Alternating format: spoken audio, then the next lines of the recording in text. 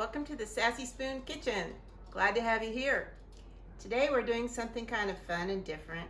It's very fast. We're gonna do Italian beef sandwiches. Now the Italian part only is American Italian. It comes from Chicago, and it is a sandwich invented around the 1930s. It's kind of like a French dip, but it has some special ingredients in it and garnishes. And if you are from Chicago, I lived there for 15 years, you know what it's like.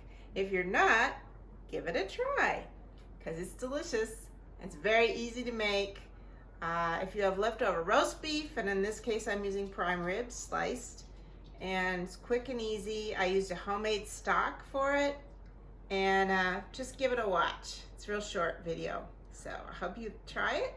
If you like it, click like, and if you haven't subscribed yet, please subscribe. I'd love you to be a subscriber. You'll get notifications of new videos, and we're gonna go on a road trip pretty soon, so you get to watch that. So thank you very much for joining us. Bye-bye. Hi, welcome to the Sassy Spoon Kitchen. So tonight I'm gonna just do a quick little video on how to make Italian beef sandwiches with your leftover prime rib from Christmas, New Year's, or whatever. So I have this lovely piece of prime rib here. I'm gonna slice it up fairly thinly, and then I made some beef stock, and I'm gonna take that and saute the prime rib in this little bit of tallow that's at the top, and then I'm gonna just take some Italian herbs and the rest of the stock here and just warm it up for a bit in that stock with some Italian herbs, and that's all you have to do. And then we're gonna cut these rolls, and we have some jardiniere. And if you don't live in the Chicago area or a place where you can get this online. Amazon, I'm sure, has it, but I used to buy it on Amazon when I lived in Hawaii, but you can also get it at World Market and anywhere in the Chicago area, and I think some Publix carry it also. This is the mild jardiniere because my husband doesn't like the hot stuff, but you can also buy it hot.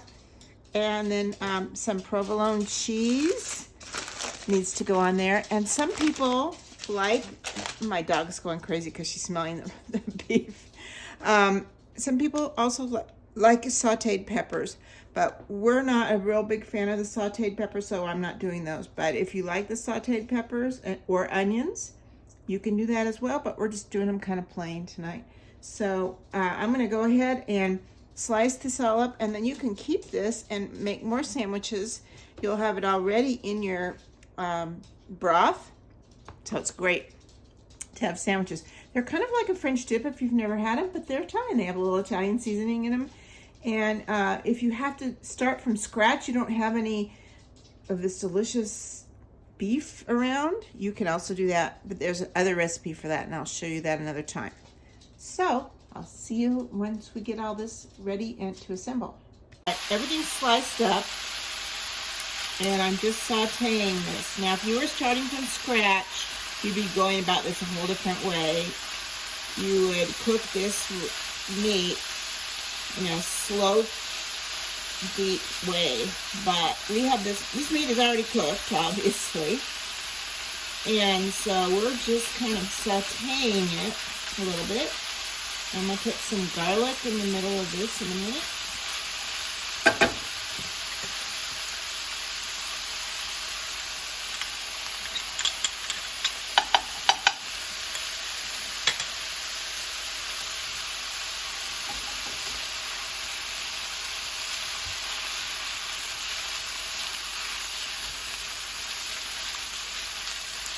And then we're going to add the stock.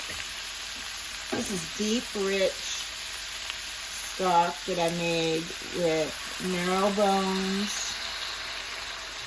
And literally, we're just going to let this simmer for a really long time. Wow. I made some lobster bisque. for New Year's, and we're gonna have that for dinner first before we have our sandwiches. So here we have some oregano and some basil. I'm just gonna go ahead and put that in. I'm not adding any salt. Just oregano and garlic and basil. The meat was already well seasoned. And so we're just gonna let this on a low simmer for about 20 minutes, 15 or 20 minutes, and let this just really simmer down. You technically probably could get away with doing less, but I like it to be nice and juicy. So I'll see you back when we assemble the sandwiches. Okay, here's what it looks like assembled. I'm going to close it up and then cut it in half. It's nice and warm, so that cheese is going to continue melting. This giardiniera is not hot, so it's not going to be too spicy. So that's it. It's going to be delicious. And please subscribe and come back and see us again. Thank you. Bye.